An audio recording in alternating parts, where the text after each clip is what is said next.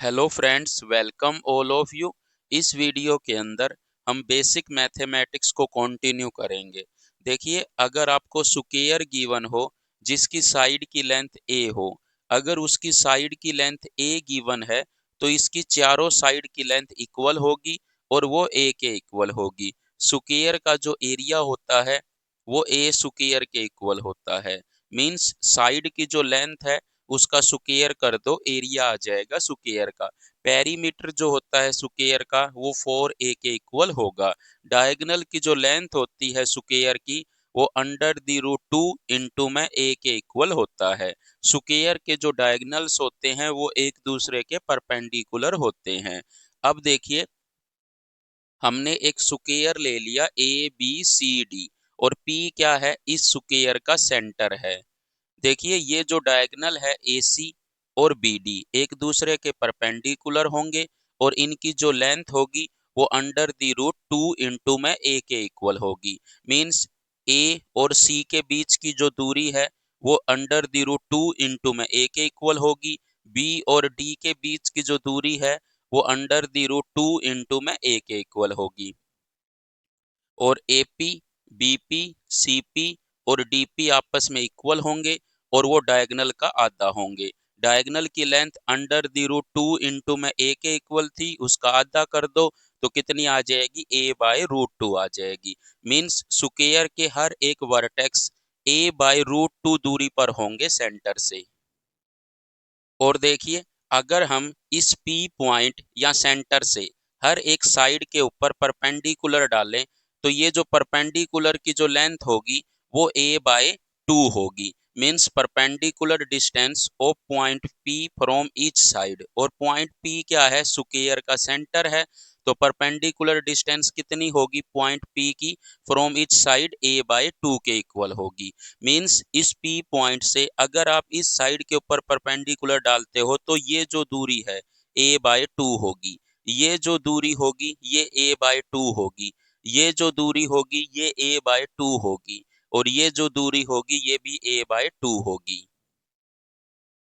और याद रखिए, हर एक साइड जो है सेंटर के ऊपर 90 डिग्री का एंगल बनाएगी। मींस ये जो एंगल है ये 90 डिग्री होगा, ये जो एंगल है ये 90 डिग्री होगा, ये जो एंगल है ये 90 डिग्री होगा, ये जो एंगल है ये 90 डिग्री होगा। सो हम कह सकते हैं angle made by each side on point P या सेंटर इक्वल टू 90 डिग्री या फिर पाई बाय 2। मीन्स ये वाली साइड जो एंगल बनाएगी पॉइंट P पर वो 90 डिग्री का बनाएगी और ये वाली साइड जो एंगल बनाएगी पॉइंट P पर वो 90 डिग्री का बनाएगी। ये वाली साइड जो एंगल बनाएगी पॉइंट P पर टोटल वो 90 डिग्री का बनाएगी और ये वाली साइड जो एंगल बनाएगी पॉइंट P पर वो 90 डिग्री का बनाएगी। मींस ये वाला एंगल भी 90 डिग्री होगा, ये वाला एंगल भी 90 डिग्री होगा, ये वाला एंगल भी 90 डिग्री होगा और ये वाला एंगल भी 90 डिग्री होगा। और अगर हम इस पॉइंट P से इस साइड के ऊपर परपेंडिकुलर डाले तो वो जो 90 डिग्री एंगल था वो इक्वली डिवाइड हो जाएगा। मींस ये एंगल 45 डिग्री आ जाएगा और ये एंगल भी 45 डिग्री आ जाएगा। सिमिलरली अगर हम इस पॉइंट से इस साइड के ऊपर परपेंडिकुलर डालें तो ये कितना एंगल हो जाएगा, 45 डिग्री। ये भी कितना हो जाएगा, 45 डिग्री। जैसा यहाँ पे दिखाया गया है कि इस पॉइंट P से इस साइड के ऊपर हमने परपेंडिकुलर डाला तो ये जो 90 डिग्री टोटल एंगल था वो 45 डिग्री और 45 डिग्री में डिवाइड हो गया। और इस परपेंडिकुलर की जो लेंथ होती है वो a बाय 2 होती है। और देखिए, अगर आपको एक स्क्वायर गिवन हो और इसके इस वर्टेक्स को हम ओरिजिन मान ले, ओरिजिन मींस इसके कोऑर्डिनेट 0,0 है और इस स्क्वायर की जो साइड है वो a है तो इसके कोऑर्डिनेट क्या होंगे, a,0 और इसके कोऑर्डिनेट क्या होंगे, a,a और इसके कोऑर्डिनेट क्या होंगे, 0,a होंगे। मींस इसके कोऑर्डिनेट क्या होंगे, a,0 मींस एक्स एक्सिस में कितना चलना पड़ेगा, a और y में कितना चलना पड़ेगा, 0। इसके कोऑर्डिनेट a,a है, इसका मतलब x एक्सिस में कितना चलना पड़ेगा, a और y में भी कितना चलना पड़ेगा, a। और इस पॉइंट के कोऑर्डिनेट क्या है, 0,a मींस x एक्सिस में कितना चलना पड़ेगा, 0 और वाई एक्सिस में कितना चलना पड़ेगा, ए। अब देखिए regular hexagon means regular hexagon के अंदर 6 साइड होती है, हर साइड की लेंथ इक्वल होती है। जैसे यहाँ पर आपको साइड की लेंथ ए गिवन है, तो सभी साइड की लेंथ इक्वल होगी और ए के इक्वल होगी। So P Q, Q R, R S, S T, T X और एक्स पी सभी आपस में इक्वल होगी और ए के इक्वल होगी। रेगुलर हेक्सागन का जो पेरीमीटर होगा वो 6 ए के इक्वल होगा और जो एरिया होगा वो 3√3/2 इंटू में ए स्क्वायर के इक्वल होगा। और यहाँ पर सी जो है इस रेगुलर हेक्सागन का सेंटर है। अगर ये सेंटर है रेगुलर हेक्सागन का, तो इसकी डिस्टेंस हर एक वर्टेक्स से ए के इक्वल होगी। So distance of point C जो सेंटर होगा रेगुलर हेक्सागन का फ्रॉम ईच वर्टेक्स किसके इक्वल होगी, ए के इक्वल होगी। मींस ये जो दूरी होगी वो भी ए होगी, ये भी ए के इक्वल होगी, ये भी ए के इक्वल होगी, ये भी ए के इक्वल होगी, ये भी ए के इक्वल होगी और ये भी ए के इक्वल होगी। सो ये क्या बन जाएगी, एक इक्विलेटरल ट्रायंगल बन जाएगी। ये भी एक इक्विलेटरल ट्रायंगल बन जाएगी, ये भी एक इक्विलेटरल ट्रायंगल बन जाएगी, ये भी एक इक्विलेटरल ट्रायंगल बन जाएगी और ये भी एक इक्विलेटरल ट्रायंगल बन जाएगी। तो सभी क्या बन जाएगी, इक्विलेटरल ट्रायंगल बन जाएगी। और कितनी इक्विलेटरल ट्रायंगल होगी रेगुलर हेक्सागन के अंदर, 6 इक्विलेटरल ट्रायंगल होगी। 1 2 3 4 5 6, 6 इक्विलेटरल ट्रायंगल बनेगी रेगुलर हेक्सागन के अंदर। और इक्विलेटरल ट्रायंगल की साइड की लेंथ कितनी होगी, ए के इक्वल होगी। मीन्स हम कह सकते हैं अगर इस साइड की लेंथ ए है तो इसकी लेंथ भी ए होगी, इसकी लेंथ भी ए होगी, इसकी लेंथ भी ए होगी, इसकी लेंथ भी ए होगी, इसकी लेंथ भी ए होगी और इसकी लेंथ भी ए के इक्वल होगी।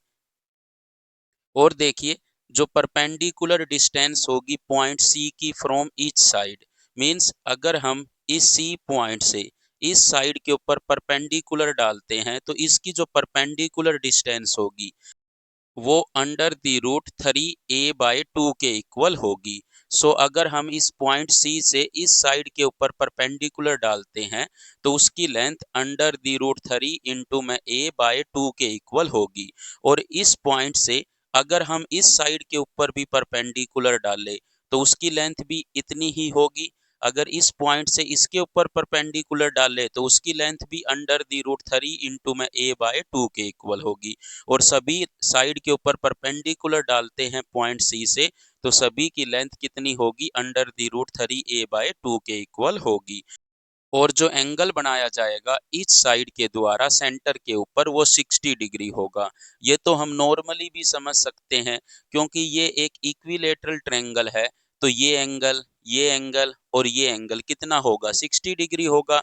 सो हर एक साइड जो एंगल बनाएगी सेंटर पर वो 60 डिग्री का एंगल बनाएगी। मीन्स हम कह सकते हैं कि ये साइड जो एंगल बनाएगी सेंटर पर वो 60 डिग्री होगा, ये साइड भी जो एंगल बनाएगी सेंटर पर वो 60 डिग्री होगा, ये साइड भी जो एंगल बनाएगी सेंटर पर वो 60 डिग्री होगा, ये साइड भी जो एंगल बनाएगी सेंटर पर वो 60 डिग्री होगा। सिमिलरली ये साइड और ये साइड जो एंगल बनाएगी सेंटर पर वो 60 डिग्री का ही होगा।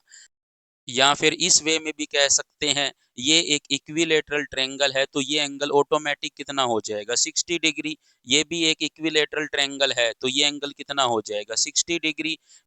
सो हम कह सकते हैं कि रेगुलर हेक्सागन के हर एक साइड के द्वारा सेंटर के ऊपर जो एंगल बनेगा वो 60 डिग्री का बनेगा। मींस ये एंगल कितना आएगा, 60 डिग्री का। ये एंगल भी कितना आएगा, 60 डिग्री। ये एंगल भी कितना आएगा, 60 डिग्री। ये एंगल भी कितना आएगा, 60 डिग्री। ये एंगल भी कितना आएगा, 60 डिग्री। और ये एंगल भी कितना आएगा, 60 डिग्री। और ये एंगल भी कितना होगा, 60 डिग्री। ये एंगल भी कितना होगा, 60 डिग्री। ये एंगल भी कितना होगा, 60 डिग्री। ये एंगल भी कितना होगा, 60 डिग्री। ये एंगल भी कितना होगा, 60। ये भी 60, ये भी 60, ये भी 60, ये भी 60, ये भी 60, ये भी 60 और ये भी 60। क्योंकि ये जो है एक इक्विलेटरल ट्रायंगल बनेगी और हमें पता है इक्विलेटरल ट्रायंगल के तीनों एंगल इक्वल होते हैं और 60 डिग्री के होते हैं। तो ये एंगल 60 होगा, ये भी 60 होगा, ये भी 60 होगा। सिमिलरली सभी में जो एंगल बनेंगे वो 60 डिग्री के ही बनेंगे। मान लेते हैं आपने एक इक्विलेटरल ट्रायंगल ले ली। ये क्या है? हेक्सागन की साइड है और ये हेक्सागन का सेंटर है। हेक्सागन की साइड से सेंटर पर जो एंगल बनाया गया है वो 60 डिग्री का एंगल बनाया जाएगा। और ये भी दूरी ए होगी, ये भी दूरी ए होगी, और साइड की लेंथ भी कितनी थी? ए थी। तो ये एंगल भी 60 डिग्री आएगा, ये एंगल भी 60 डिग्री आएगा। और याद रखिए, ये जो 60 डिग्री एंगल है, जब हम सी पॉइंट से इस साइड के ऊपर परपेंडिकुलर डालेंगे तो वो 60 डिग्री एंगल इक्वली डिवाइड हो जाएगा 30 डिग्री और 30 डिग्री के अंदर। मींस ये एंगल भी 30 डिग्री आ जाएगा और ये एंगल भी 30 डिग्री आ जाएगा।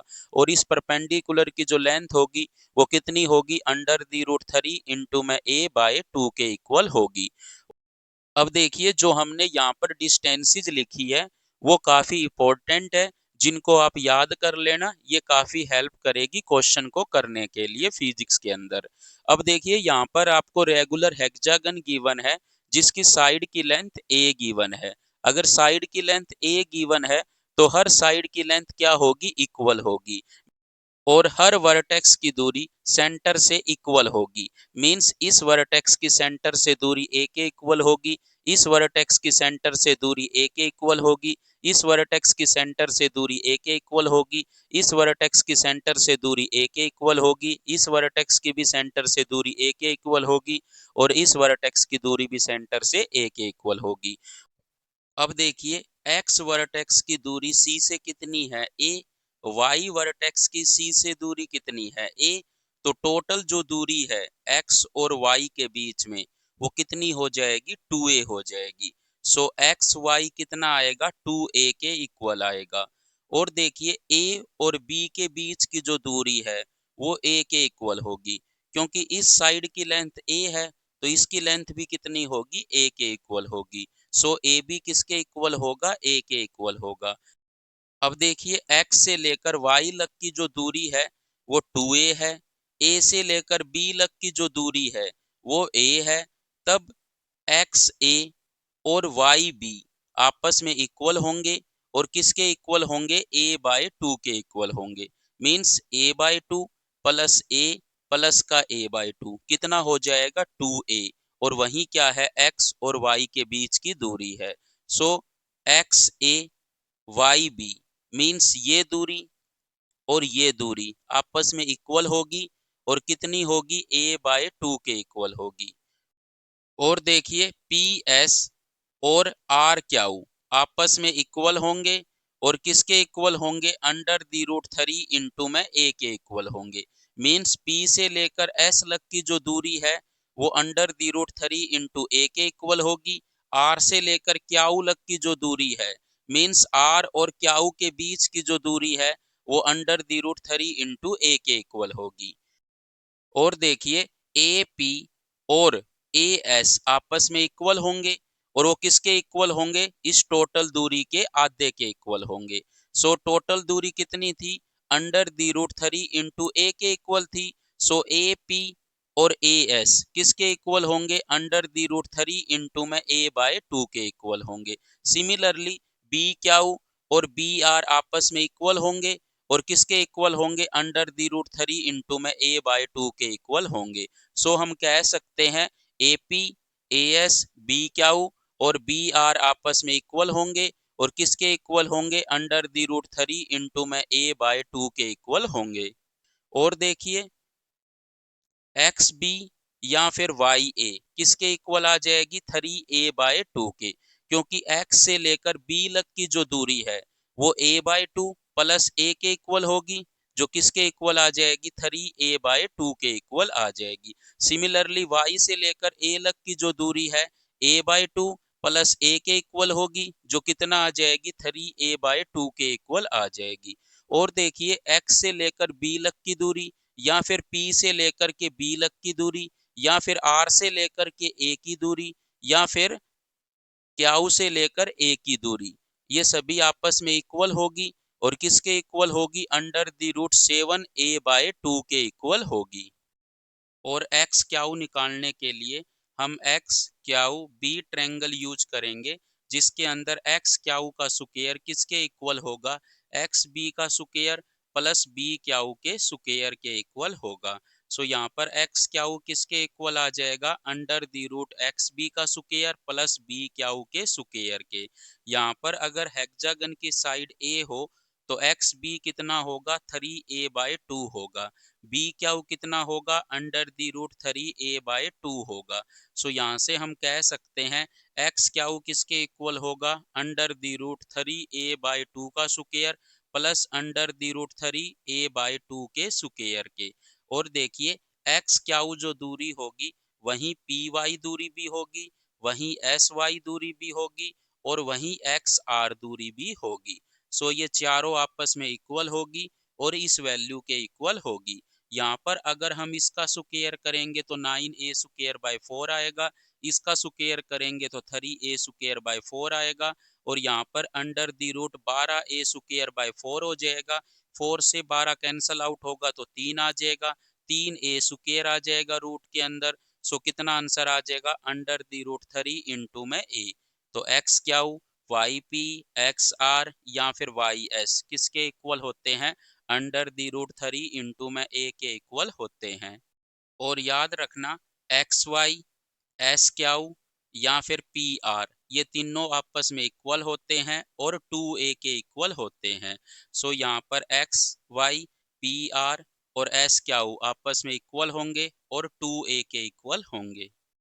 अब देखिए जो हमने एरिया लिखा था रेगुलर हेक्सागन का, वो हमने ये डायरेक्ट लिख दिया था। इसको हम कैलकुलेट भी कर लेते हैं। हमें पता है रेगुलर हेक्सागन के अंदर 6 इक्विलेटरल ट्रायंगल बनती है। सो एक इक्विलेटरल ट्रायंगल का एरिया निकालकर उसको हम 6 से गुणा कर दे तो रेगुलर हेक्सागन का एरिया आ जाएगा।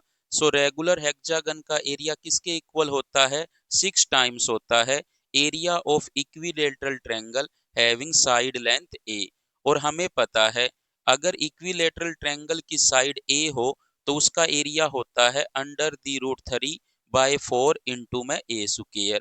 यहाँ पर इसको 6 से गुणा कर देते हैं और ये कैंसल आउट हो रहे हैं दो पर, 2 दूनी 4, 2 तिये 6, तो आंसर क्या आ जाएगा, 3√3/2 इंटू में ए स्क्वायर।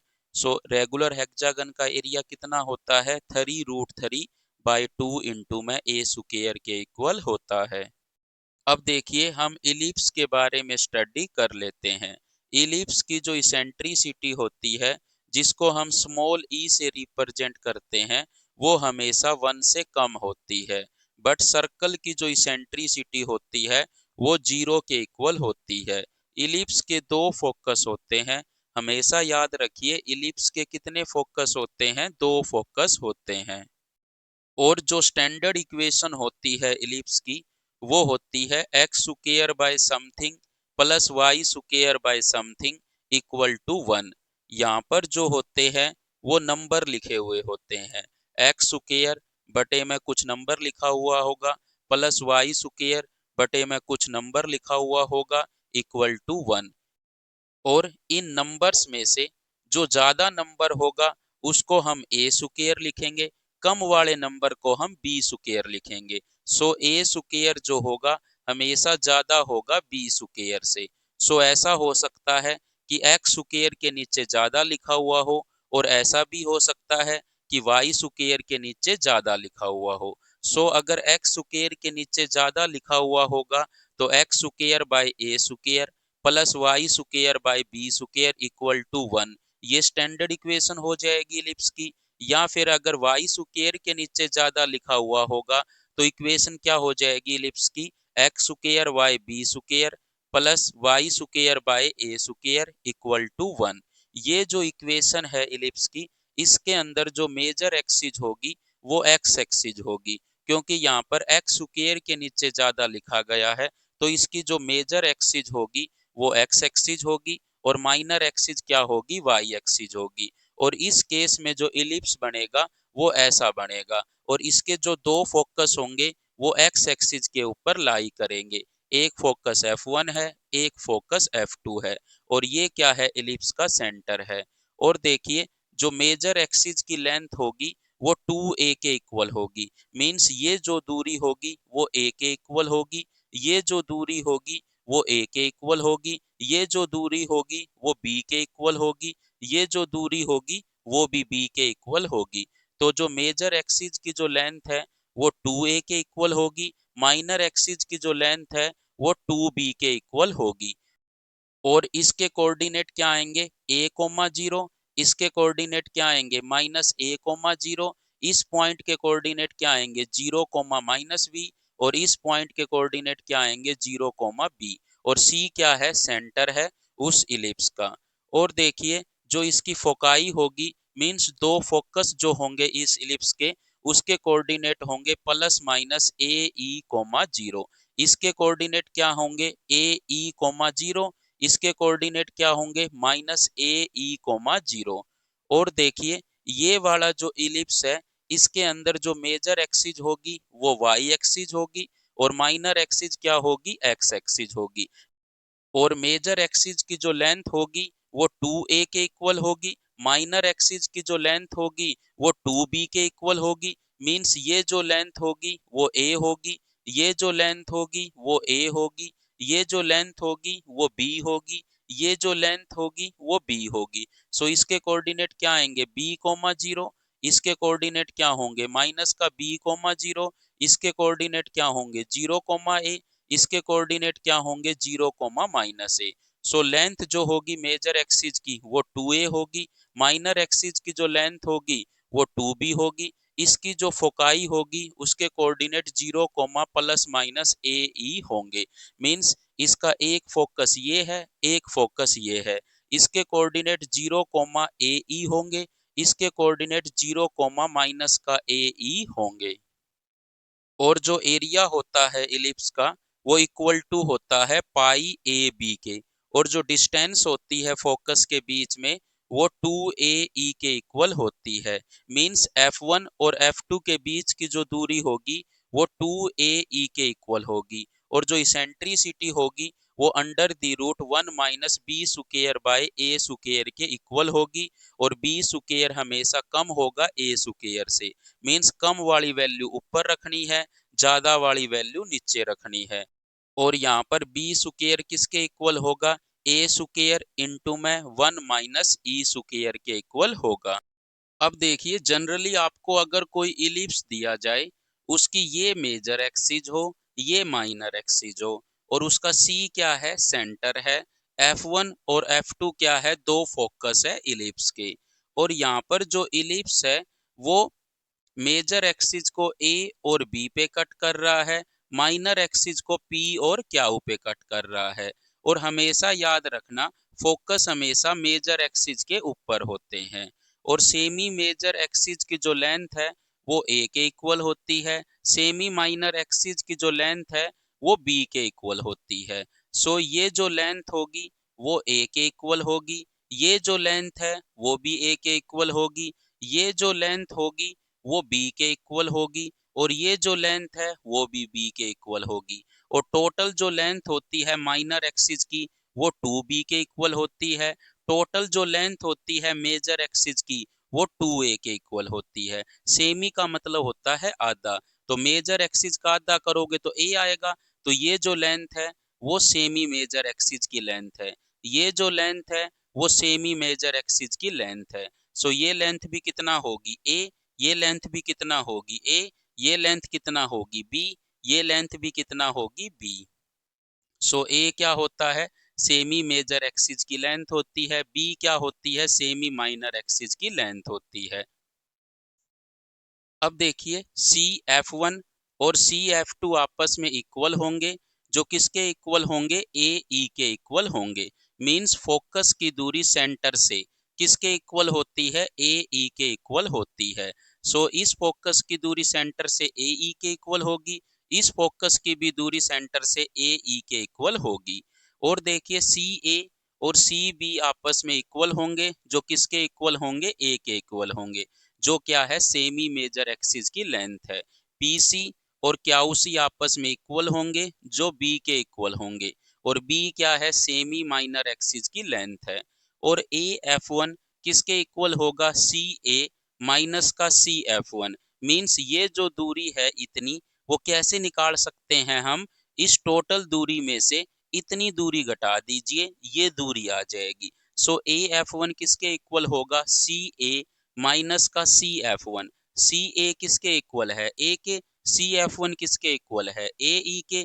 तो A में से अगर हम AE घटा देंगे तो हमें ये दूरी मिल जाएगी। सो यहाँ से अगर हम A कॉमन लेंगे तो अंदर कितना बच जाएगा? 1 माइनस E बच जाएगा। सो AF1 किसके इक्वल आ जाएगा? A इंटू में 1 माइनस E। और यही जो दूरी है वो B से लेकर F2 की होगी। सो BF2 भी किसके इक्वल होगा? A इंटू में 1 माइनस E के इक्वल होगा। सो AF1 और BF2 आपस में इक्वल होंगे, जो किसके इक्वल होंगे? A इंटू में 1 माइनस E के इक्वल होंगे। और दोनों फोकस के बीच की जो दूरी है वो 2 टाइम्स AE के इक्वल होगी, क्योंकि ये दूरी भी AE है, ये दूरी भी AE है। टोटल दूरी कितनी आ जाएगी? 2AE आ जाएगी। तो दोनों फोकस के बीच की दूरी कितनी होती है? 2AE के इक्वल होती है। और देखिए BF1 या फिर AF2 मीन्स यहाँ से लेकर के यहाँ लग दूरी या फिर यहाँ से लेकर के यहाँ लग दूरी आपस में इक्वल होती है। और किसके इक्वल होगी? A प्लस का AE, क्योंकि यहाँ से लेकर यहाँ लग दूरी A है और यहाँ से लेकर यहाँ लग दूरी AE है। तो यहाँ से लेकर यहाँ लग टोटल दूरी कितनी आ जाएगी? A प्लस AE के इक्वल आ जाएगी। यहाँ से A कॉमन ले लेते हैं तो अंदर क्या बच जाएगा? 1 प्लस E बच जाएगा। तो AF2 या फिर BF1 आपस में इक्वल होते हैं और जो किसके इक्वल होंगे? A इंटू में 1 प्लस E के इक्वल होंगे। So finally thank you so much for watching this video. अगर आपको वीडियो अच्छी लगी तो please like share and channel को सब्सक्राइब जरूर करें।